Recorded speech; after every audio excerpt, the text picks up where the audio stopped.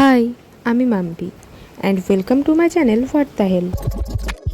আজ আমি চলে এসেছি আমাদের বৃন্দাবন পরিভ্রমণের পরের পর্ব নিয়ে, মানে নতুন জায়গা, নতুন মন্দির আর সাথে নতুন অভিজ্ঞতা। এই মন্দিরের নামটা না আমি একদম ভুলে গেছি, আপনারা কেউ জেনে থাকলে কমেন্টে বলে দিন তো।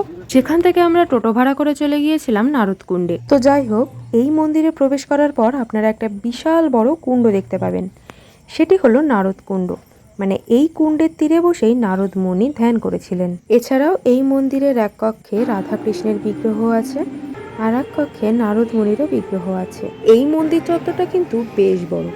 এর মধ্যে আছে একটা বড় পুরানো অশ্বত্থ গাছ এবং একটা বজরংবলীর মন্দির। এখানকার গ্রামবাসীরা বাড়ি থেকে বেরিয়ে কাজে যাওয়ার আগে এখানে এসে পুজো দিয়ে যান।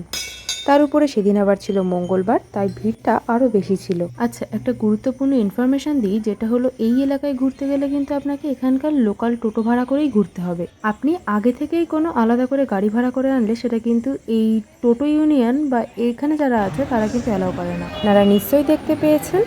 এরপর আমরা গিয়েছিলাম মানস গঙ্গায়। আর আমি আপনাদের এই মন্দিরের বিষয়ে বেশি কিছু বলতে পারবো না, কারণ এখানে ভিডিও করা বা ক্যামেরা বা বিশেষ করে ফোন ব্যবহার করা কঠোরভাবে নিষিদ্ধ। এখন আমরা যে জায়গায় যাচ্ছি সেটি হলো বেলবন। কথিত আছে এখানে বসেই নাকি শ্রী শ্রী লক্ষ্মী দেবী কৃষ্ণকে পাওয়ার জন্য ধ্যান করেছিলেন, কিন্তু তিনি কৃষ্ণকে পাননি। তার কারণ তিনি নাকি অহংকার করেছিলেন। এই মন্দিরে না প্রচুর ময়ূর আছে, আর এখানে আসার পথেও আমরা একটা দুটো ময়ূর দেখেছিলাম। আপনারা জানেন তো ময়ূর কেমন জায়গায় থাকতে পছন্দ করে? ওই একটু ধরুন জঙ্গল জঙ্গল বা একটু নিস্তব্ধ হবে, মানে খুব বেশি ভিড়ভাট্টা জাতীয় এলাকায় ময়ূরা থাকতে চায় না। তো সেই জন্য এই জায়গাটা না একটু গ্রামের দিকে, আর এখানে প্রচুর ময়ূর পাওয়া যায়। এখানে চারিদিক থেকে কানে শুধু একটাই আওয়াজ আসবে, ময়ূরের ডাক। তবে দুর্ভাগ্যবশত এই ময়ূরগুলো সেই সুন্দর পেখমটা আর নেই।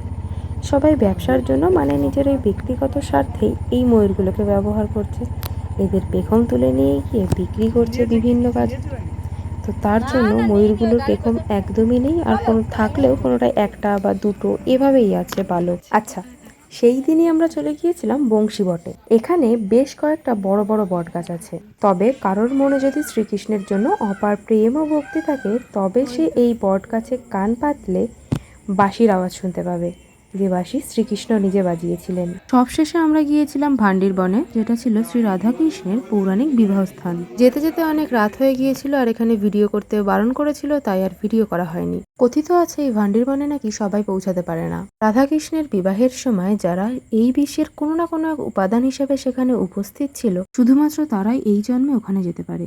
আমার এই ভিডিওটি আপনাদের কেমন লাগলো জানাবেন। ভালো লাগলে লাইক, কমেন্ট, শেয়ার আর চ্যানেলটা অবশ্যই সাবস্ক্রাইব করে দেবেন আরো সুন্দর সুন্দর ভিডিও দেখার জন্য।